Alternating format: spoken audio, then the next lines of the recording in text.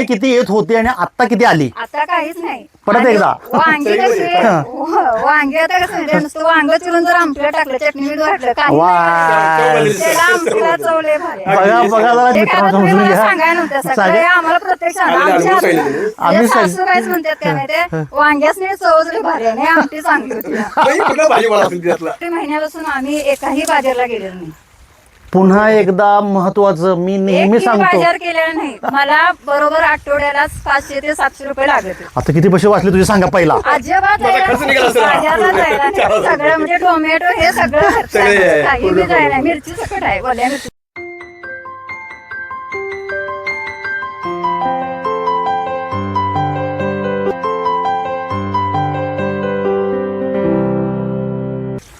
नमस्कार शेतकरी मित्रांनो, मी राहुल डोबले, संस्थापक मिशन ऑर्गॅनिक. आपल्या संस्थेच्या परंपरेप्रमाणे आज पुन्हा एकदा आपण एका कष्टकरी आणि प्रयोगशील, धाडसी आणि अध्यात्म समजणाऱ्या एका शेतकऱ्याच्या शेतावर आलो आहोत. पश्चिम महाराष्ट्रातील सधन कोल्हापूर जिल्हा आणि कोल्हापूर जिल्ह्यातील पश्चिम घाटावर वसलेला भुदरगड तालुका. अतिशय ऐतिहासिक आणि आध्यात्मिकदृष्ट्या प्रगत असलेला हा तालुका माझ्या आजरा गावाजवळ आहे. आणि भुदरगड हा मौनी विद्यापीठ आणि मौनी महाराजांचा मठ, ज्या ठिकाणी छत्रपती शिवाजी महाराज येऊन गेले, त्यांचा आशीर्वाद घेऊन गेले, महाराजांच्या पदस्पर्शानं पावन झालेला हा भुदरगड. आणि ह्या भुदरगडात आता सध्याचं गाजलेलं देवस्थान श्री संत बाळूमामा इथून अवघ्या हाक्याच्या अंतरावर आमच्या मामाचे पदस्पर्श लागलेली ही भूमी. आणि आज आपण ज्या गावामध्ये आहोत ते भुदरगड तालुक्यातील मामांच्या गावाजवळील टिक्केवाडी नावाचं गाव. आणि ह्या टिक्केवाडी गावामध्ये आज एका कष्टकरी शेतकऱ्याच्या शेतावर आपण आहोत. आणि त्यांचा अनुभव नैसर्गिक शेतीचा हा अत्यंत अविस्मरणीय आहे. का माहिती आहे? कारण हा शेतकरी उच्च शिक्षित आहे. आणि गंमत तुम्हाला सांगतो, तो इतर खत कंपन्यांची कामं करणारा आहे. ते मार्केटिंग करतात गेले अनेक वर्ष. आज त्यांच्या ओळखीमधून तुम्ही समजून घ्याल, ह्या माणसाला खतासंदर्भातील बहुतेक सर्व प्रकारचं ज्ञान आहे. इतर काही संस्थांच्या बरोबर, कंपन्यांच्या बरोबर ते निगडीत आहेत. आणि अनेक शेतकऱ्यांच्या बांधावर जाणारा हा अभ्यासू आणि कृतिशील हा शेतकरी आहे. आपले व्हिडिओ जे व्हायरल झालेत मित्रांनो, तुमच्या सहकार्यानं आणि भगवंताच्या कृपेनं, त्याच आपल्या 1.5 कोटी लोकांनी जे बघितलेत व्हिडिओ, त्यातलाच 1.5 कोटीमधला हा एक माणूस, आमचे बंधुतुल्य मित्र, त्यांनी ह्या व्हिडिओ बघितल्यानंतर तडक गाडी करून आजऱ्याला ऑफिसमध्ये आले. कारण हे रासायनिकमध्ये काम करत असताना नैसर्गिक शेती आणि जे आपलं म्हणणं आहे की कणभर रसायन घालायचं नाही आणि शेतामध्ये भरघोस उत्पन्न घ्यायचं, नुकसानीत जायचं नाही, हे थोडंसं ना सध्यातल्या व्यवहारिक शेतकऱ्यांना पटत नाही. बरोबर आहे ना सर? निश्चित. तर तसंच यांना देखील पटलं नव्हतं. त्यामुळे हा अभ्यासू माणूस आहे, जे आपण व्हिडिओमधून मांडतो. आणि आपले हजारो लाखो शेतकरी त्यांचे स्वअनुभव जे सांगतायत ते कित्येक लोकांना ते पटत नाहीत. तर त्या न पटण्यामुळं हा माणूस घरामध्ये स्वस्थ बसला नाही. तर तो तडक गाडी करून आपल्या मध्यवर्ती कार्यालय जे आहे आजऱ्यामध्ये तिकडे भेटायला आला. आणि यांच्याबरोबर अत्यंत एक महत्त्वाची घटना मी नेहमी सांगतो की आपल्या सर्व शेतकऱ्यांच्या मागं त्यांच्या घरातली जी लक्ष्मी असते, जी माझी मातामौली आहे, तिनं खंबीरपणे उभारलं पाहिजे. आज ह्या शेतकऱ्याची मातामौली आहे व्हिडिओमध्ये, ती सांगणार तुम्हाला तिचेसुद्धा अनुभव. ती याच्या मागं आज घट्ट उभारली, हे विशेष आहे. आणि तिचं कौतुक करावं तितकं थोडं आहे. कारण सर्वसाधारणपणे मी गेल्या 10-12 वर्षामध्ये बघतोय, एखादा शेतकरी जेव्हा नैसर्गिक शेती करायला प्रवृत्त होतो आणि धाडसानं एखादं पाऊल टाकायला बघतो, दुर्दैवानं मित्रांनो त्याच्या घरातील मंडळी ही त्याला विरोध करतात. खरं आहे ना हे? अनेक शेतकऱ्यांचा हा अनुभव आहे. मला अनेक फोन येतात की माऊली आम्हाला हे करायचं आहे, कारण घरची लोक ऐकत नाहीत. आमच्या मंडळी म्हणतात की सोसायटीमध्ये जाऊन खताच्या पिशव्या आणा. पण मित्रांनो, ह्या माऊलीचं माझ्या कौतुक ह्यासाठी, जेव्हा हिचा नवरा म्हणाला हिला की आपण नैसर्गिक शेती करूया, बिना खताची शेती करूया, हा विचार करणं जितकं सोपं आहे तितकी कृती करणं अत्यंत अवघड आहे. आणि ह्या अवघड कामाला आज ह्या माझ्या मातामौलीनं धाडसानं धीर दिला, नवऱ्याच्या मागं ती उभारली, म्हणून हा प्रयोग करणं ह्या जोडीला शक्य झालं. याला मी नेहमी म्हणतो की भगवंताची कृपा. आज ही जोडीसुद्धा दत्तमार्गातली आहे, माझ्याच परिवारातली आहे. ही लोक स्वामी समर्थांना मानणारी आहेत. आज त्या समर्थांनी त्यांना ती बुद्धी दिली आणि चांगलं काम करण्याची प्रेरणा दिली. आज हे चांगलं काम त्यांच्या हातून भगवंत करून घेतो आहे. आज आपण त्यांच्या अनुभवातून हे समजून घेऊया की त्यांच्या हाताला या त्यांच्या धाडसाला परमेश्वरानं यश दिलं आहे का, आणि हा सगळा अनुभव स्वानुभव जो धाडस त्यांनी केलं आहे त्या धाडसाचा अनुभव आज महाराष्ट्रातील लाखो करोडो शेतकरी बघणार आहेत. मित्रांनो, हा व्हिडिओ व्यवस्थित बघा आणि ह्या जोडीचा शब्दानुशब्द कानामध्ये साठवून ठेवा. जी लोक अजून तळ्यात मळ्यात आहेत, अजून काही लोकांना भीती वाटते आहे की रसायन सोडल्यानंतर शेती होईल का, त्यांच्यासाठी हा अनुभवसिद्ध व्हिडिओ डोळ्यामध्ये अंजन घालणारा. मित्रांनो, आपण सुरू करूया. दोघांची ओळख करून घेऊया. शब्दनशब्द ऐका आणि यांच्यापासून प्रेरणा घ्या आणि तुम्हीसुद्धा नैसर्गिक पारंपरिक म्हणजेच विषमुक्त शेती करा. आपल्या भारताचं स्वप्न, भारताचं पुढचं आरोग्य उज्ज्वल व्हायला पाहिजे, जे माझं स्वप्न आहे, विषमुक्त भारत, सदृढ सशक्त भारताचे स्वप्न. आणि आपल्या समाजातील सर्व लोकांना आपण बिनविषाचं अन्न खायला घालायला पाहिजे. तर ह्या माझ्या स्वप्नांना ह्यासारख्या माझ्या बंधुतुल्य मित्रमंडळींचं सहकार्य असतं. असे कष्टकरी शेतकरी भगवंत मला भेटवतो आणि आम्ही सर्वजण मिळून हे स्वप्न पूर्ण करण्याचा प्रयत्न करतो. आपण सुरू करूया. यांची ओळख करून घेऊया. लक्षपूर्वक ऐका. माऊली नमस्कार. नमस्ते सर. तुम्ही कॅमेऱ्याकडे बघून तुमचं संपूर्ण नाव, गाव, पत्ता, तालुका, जिल्हा व्यवस्थित सांगा. हा व्हिडिओ महाराष्ट्रातल्या 36 जिल्ह्यांच्या कानाकोपऱ्यात जाणार, त्यामुळे प्रत्येकाला ते माहिती असलं पाहिजे. तिकडे बघून बोला. नमस्ते. श्री स्वामी समर्थ. मी अजित पांडुरंग ढेकळे. मी ॲग्रिकल्चरमध्ये डिप्लोमा झालेला आहे. त्यानंतर साधारणतः माझे 18 वर्ष या शेतीशी निगडीतच एका संबंधित कंपनीशी काम चालू आहे. आणि त्यानंतर मी प्रत्यक्ष पूर्णपणे शेती प्लॉटवर जाऊन शेतकऱ्यांना मार्गदर्शन देणे, त्यांचा उत्साह वाढवणे आणि त्यांचं प्रयोगात्मक काही अशा गोष्टी देऊन त्यांचं उत्पादन कसं वाढेल यासाठी मी मार्गदर्शन करतो. माझं गाव मुक्काम पोस्ट टिक्केवाडी, तालुका बुदरगड, जिल्हा कोल्हापूर असं आहे. तुम्ही याच्या आधी कुठल्या कुठल्या प्रकारचे स्वतः तुमच्या शेतामध्ये पिकं घेतलेली होती ते जरा तुम्ही सांगा. मी याच्या अगोदर मला वाटतं माझ्या वडिलांच्याच काळात साधारणतः एक 18 ते 20 वर्षाचा कालखंड असेल तो. त्या काळात इकडे पाण्याची सोय नव्हती, कॅनलची व्यवस्था नसल्यामुळं इथं आम्हाला भात, भुईमुग, अन्यथा नाचणं वगैरे सर एवढीच होतं.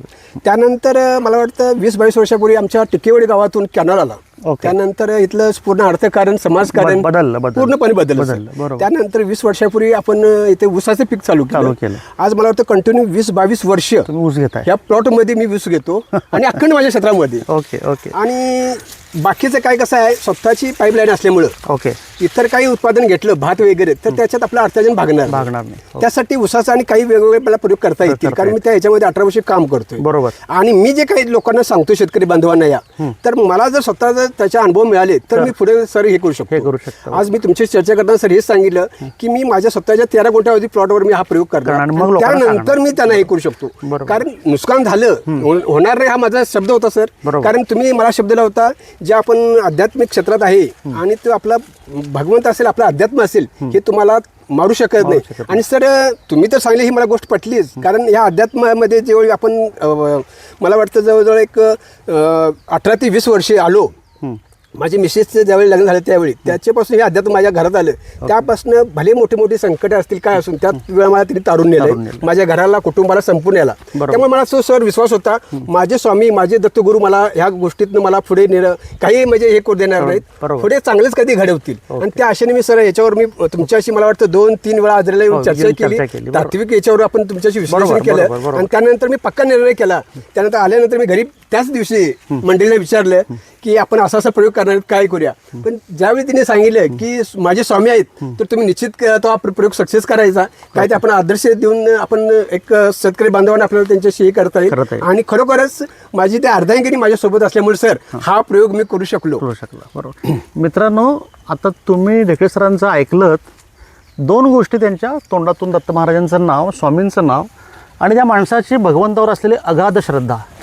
मी नेहमी म्हणतो माणसाला स्वतःला आत्मविश्वास आणि भगवंतावर श्रद्धा असायला पाहिजे, तुमच्या हाताला यश नक्की. आज ह्या माणसांना ते यश मिळालं आणि आत्ता येताना हा जो भाग आहे ना हा पूर्ण डोंगरात आहे. आता त्यांनी सांगितलं की ह्या भागामध्ये पाणी नव्हतं, दूधगंगेचा कालवा इकडे आला आणि त्यानंतर 18-20 वर्षापूर्वी इकडे पाणी आलं आणि मग ही सगळी शेती भरली. नाहीतर पावसाच्या पाण्यावर अवलंबून असलेला डोंगरी भागातला सह्याद्री पठारावरचा हा भाग आहे. तर ह्या ठिकाणी हे प्लॉट बसले आणि येताना आता माऊली मला सांगत होती की इतर ठिकाणी रसायनचे प्लॉट आम्ही बघत आलो रस्त्याहून, तर ते प्लॉट साधारण ह्या भागामध्ये कॅनॉलचं पाणी असूनसुद्धा ती पाण्याची फेरी 20 दिवसाला असते, बरोबर आहे ना? 20 दिवसाला 20 दिवसाला पाण्याची फेरी असते. पण सतत रसायन वापरल्यामुळे जो नेहमीचा प्रॉब्लेम आपण घसा पडून लोकांना सांगतो रसायन वापरू नका, त्याचे दुष्परिणामसुद्धा इतक्या सुंदर जंगलामध्ये दिसत आहेत. कारण 20 दिवसाच्या पाण्यामध्ये 8-10 दिवस झाल्यानंतर प्लॉट सगळे कोरडे पडत आहेत आणि जळायला सुरू झालेत. मित्रांनो, शांतपणे ऐका.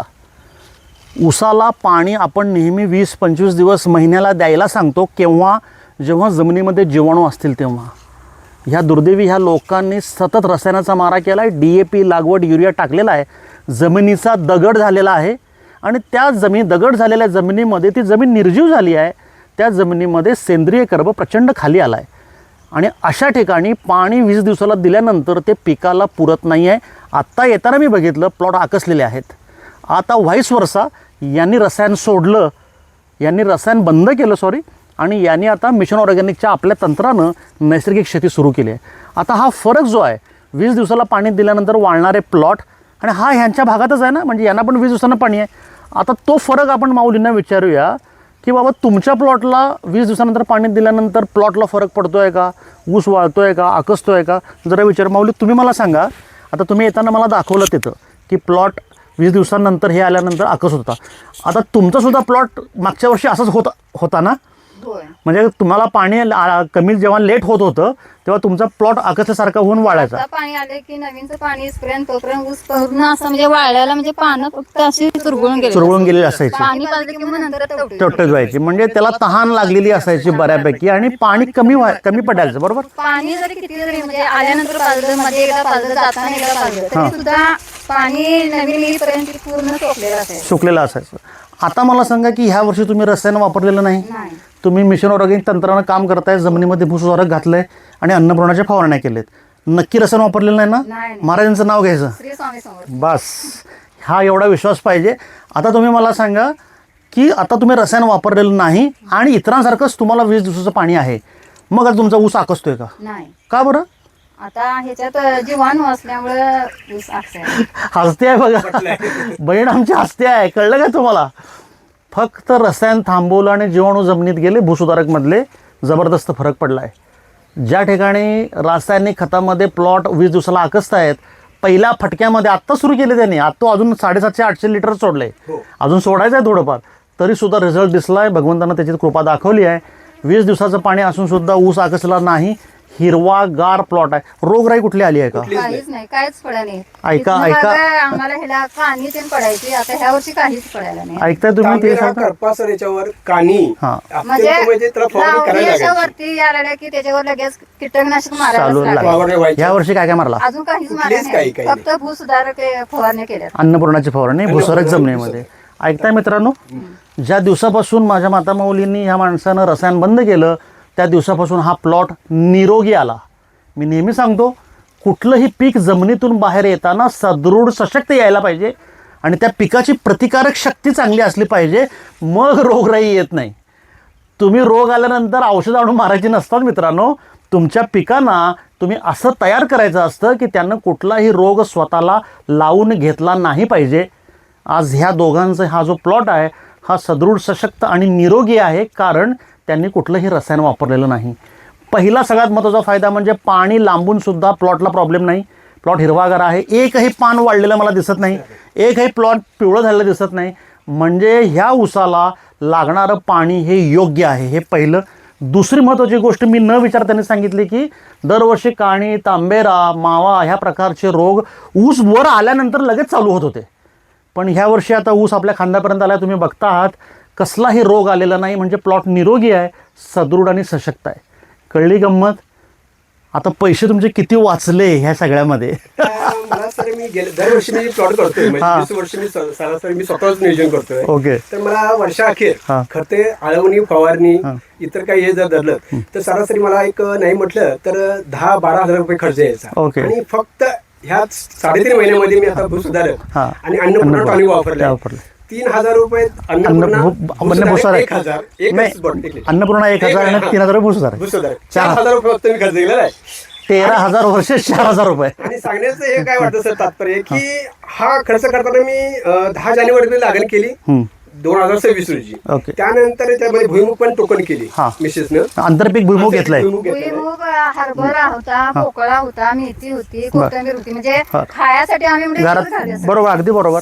नाही, आंतरपीक मी नेहमी सांगतोच की आंतरपीक घ्यायला पाहिजे. आणि आम्ही काय केलं ह्या वेळेला तुम्ही जे टॉनिक दिलत हा. ते म्हणजे खाली आमचं शेत आहे त्याच्यावर तेच आम्ही फवारणी केली. आता बरोबर. म्हटलं रासायनिकचं काय बाप. खायचंच नाही. बस बस बस बस बस. भाजीपाला आता ते तिथला जर म्हणता सर, भेंडी, भाऊची, वांगी, अक्षरशः बार्डी भरून, म्हणजे 15 लिटरची बार्डी आहे, ते 10-12 किलो असेल, 2-3 दिवसांनी ती बार्डी भरते. तुम्ही आता मला सांगा की हे जे माळवं म्हणजे भाजीपाला करत होता भाजीपाला त्याला रोगराई किती येत होती आणि आता किती आली? आता काहीच नाही. परत आणि एकदा. वांगी कशी वांगी आता कसं म्हणजे नुसतं वांग चिरून जर आमटीला टाकलं, चटणी मीठ घातलं, काही वा. नाही. त्याला आमटीला चव लय भारी आहे. बघा बघा जरा चेहऱ्यावरचा आनंद बघा. दुसरं सर सांगायचं म्हणजे तुमची काहीच जी भेंडी आम्ही घालत नाही, नुसतं वांग चिरून टाकलं. चव झाली की नाही चांगली? होय.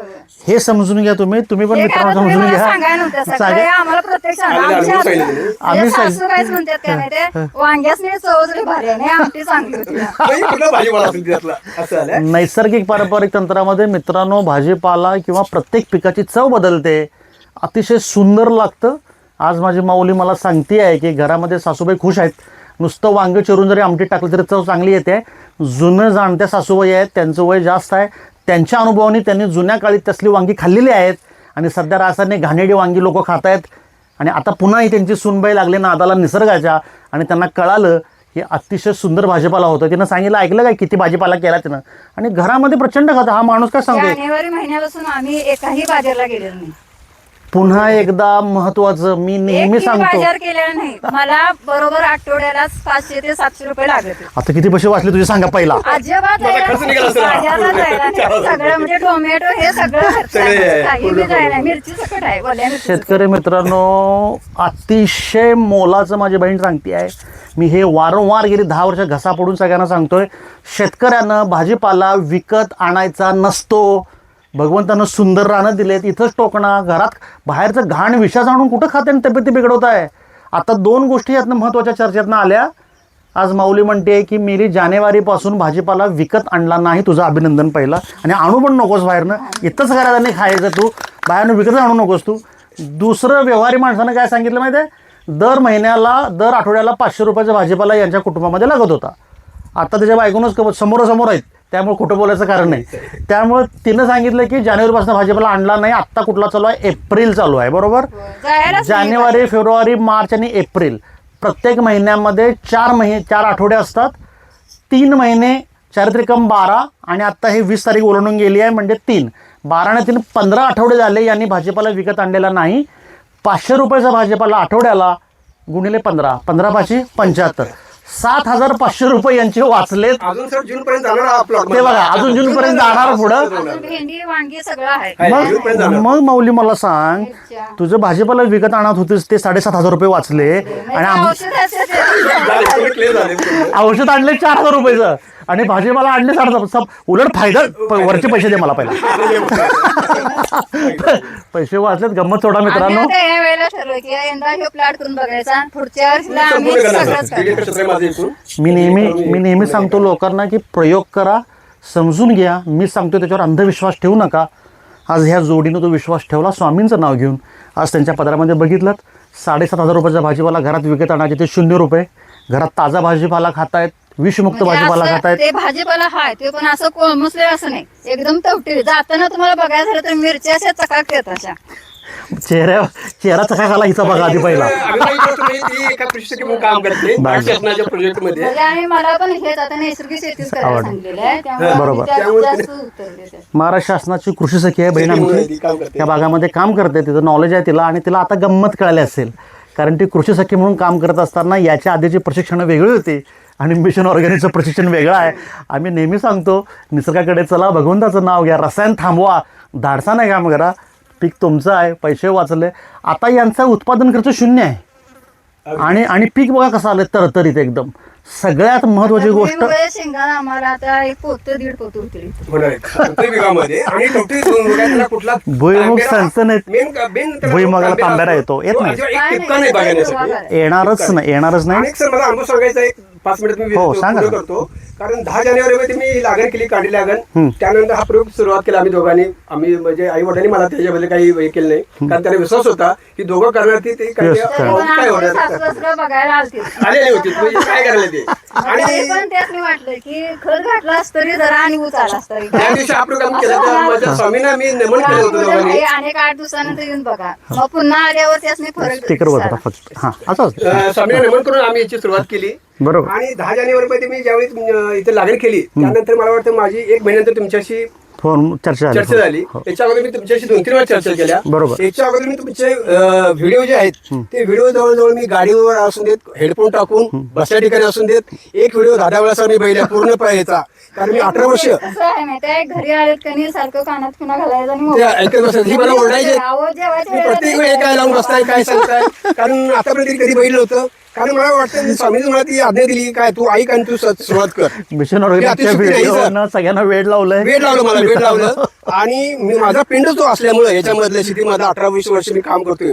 मी ज्यावेळी असे काम करताना बऱ्यापैकी शेतकऱ्यांना मार्गदर्शन करून त्याची उत्पादन वाढून दिलं, त्यांचा आशीर्वाद मी सर मिळालेला आहे. बरोबर. मला पैशामध्ये त्याचा आशीर्वादही मिळालं. बरोबर. या जवळजवळ एक माझं 27 वर्ष चालू आहे. या 27 वर्षामध्ये चांगले वाईट अनुभव आले, पण त्या जे आपण जे दिले लोकांना, शेतकऱ्यांना, गरीब बांधवांना, त्यांचा हाडाचा घामाचा पैसा आहे. बरोबर. तो पैसा आपण जर चांगल्या पद्धतीने घेतला तर आपल्या तो संसाराला उपयोग होईल. बरोबर. आणि जर त्याचा आपण दुरुपयोग करून घेतला असता तर तो मला तो त्याची बुद्धी दिली नसती आणि माझं ते जीवन व्यवस्थित झालं लागलं नसतं. तुम्ही हा प्लॉट लावल्यानंतर जानेवारी नंतर तुम्हाला काय नैसर्गिक आपत्ती किंवा बाकीचे काय प्रॉब्लेम अजून काय अडचणी हा आल्या? ते सांगेल सर. ज्यावेळी मी सुरुवात केली 1 महिन्यानंतर आपण वापर केला, पण पाण्याचा कालावधी कमी असल्यामुळे कॅनॉलचा मी फक्त 3 दिवसातच तो पहिल्या फार्मर सोडला दिलेला भूसुधारकचा. ओके ओके त्यामुळे त्यानंतर असं झालं की हा पूर्णपणे डोंगर भाग आहे सर. ओके. आणि तिथे गव्यांचा वावर जास्त आहे. बर. आणि ते गवे असे येतात की त्याला वेळ नाही कधी ते येतील संपूर्ण ते. आता सगळं. आणि हे पूर्ण मोठं क्षेत्र असल्यामुळं या भागातलं 15-20 एकरच्या वर असे पूर्ण राऊंड इथं आपण तारच कुंपण करू शकत नाही.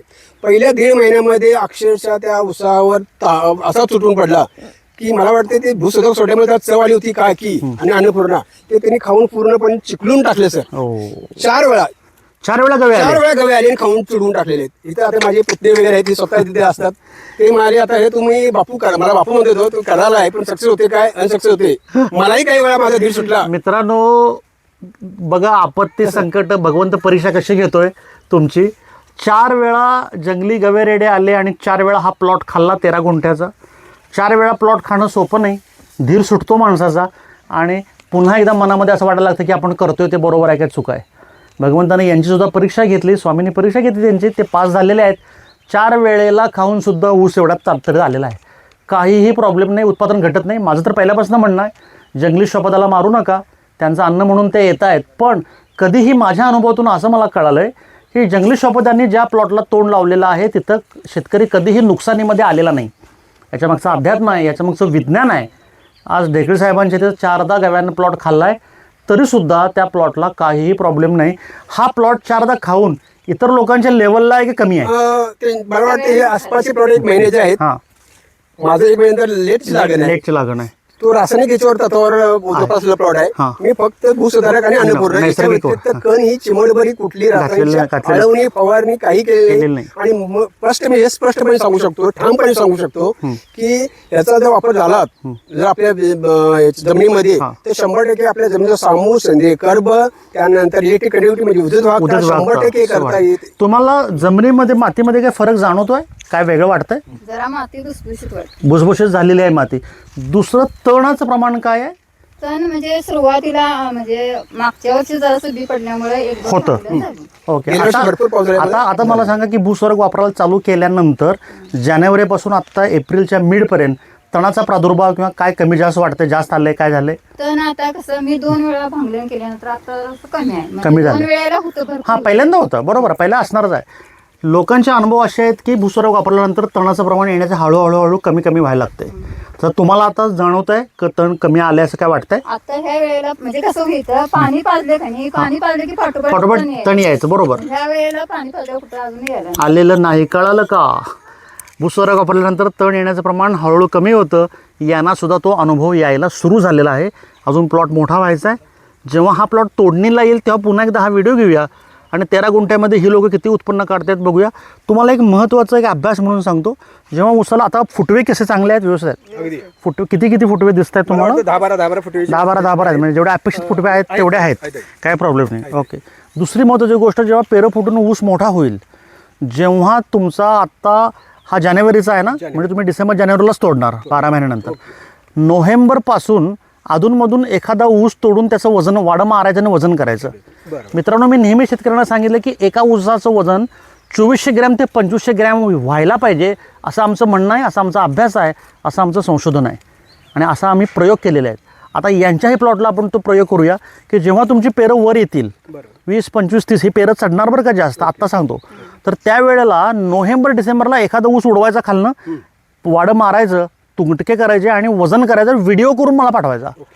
कारण जेव्हा तुमचा ऊस हा 2400 ग्रॅम ते 2.5 किलोला एक ऊस जातो, तेव्हा तो गुंठ्याला 2.5 टन पडतो, म्हणजे 100 टन एकरी, असा त्याचा हिशोब आहे. आता तुमच्या 13 टनामध्ये ऊस किती येणार आहे टन, याचा आपण अभ्यास करूया. म्हणजे पुढे तुम्हाला बाकीच्या क्षेत्रामध्ये काम करताना मी अजून काही गोष्टी सांगेन.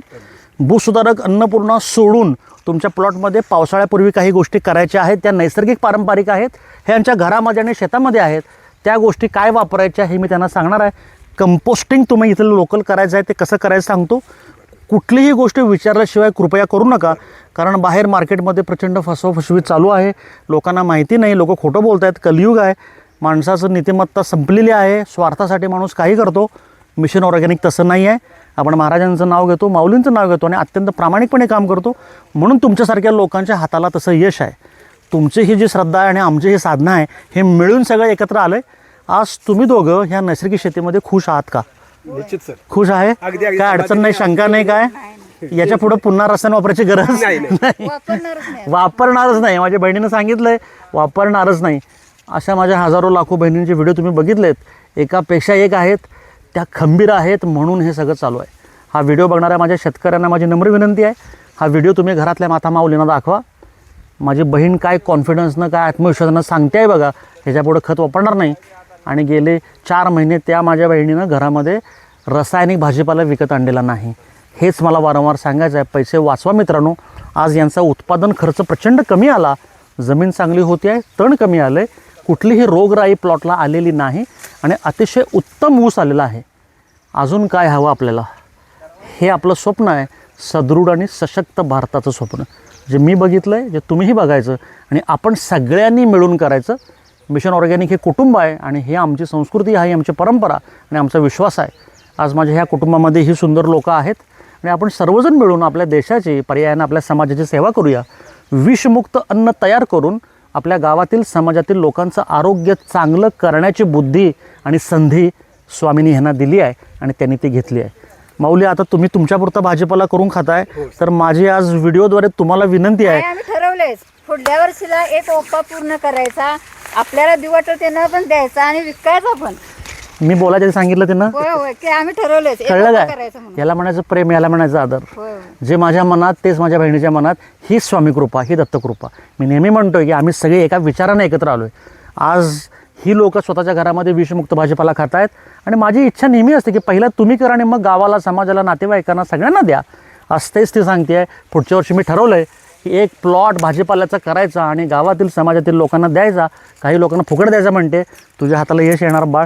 तू नेहमी जितकं लोकांसाठी करशील तितकं भगवान तुझ्यासाठी करणार. साधं सोपं अध्यात्म आहे. आम्ही आता परवाच म्हटलं एक ओपा घरापाठी मागला करायचा, आपल्याला काय लागेल ते द्यायचं, बाकीच्यांना द्यायचं. बस तू जेव्हा आपण लोकांची काळजी करतो ना, तेव्हा भगवंत आपली काळजी करतो. साधं सोपं आहे ते. हाच आशीर्वाद भगवंतांनी यांना दिला आहे. आपण शेवटाकडे जाऊया. आपल्या परंपरेप्रमाणे मित्रांनो, मी दत्तगुरूंच्या चरणी प्रार्थना करतो. दत्तगुरूंच्या चरणी मी मनापासून प्रार्थना करतो की माझ्या सर्व शेतकऱ्यांच्या हाताला यश द्या महाराज. त्यांची बुद्धी शांत ठेवा, त्यांचे विचार शांत ठेवा, त्यांच्या हातून सत्कृती होऊ देत आणि हजारो लोकांसाठी ही लोकंसुद्धा माझ्यासारखं काम करू देत. ही माझ्या भगवंताच्या चरणी कळकळीची माझी विनंती, माझी प्रार्थना. आपण थांबूया. नमस्कार. नमस्कार. धन्यवाद.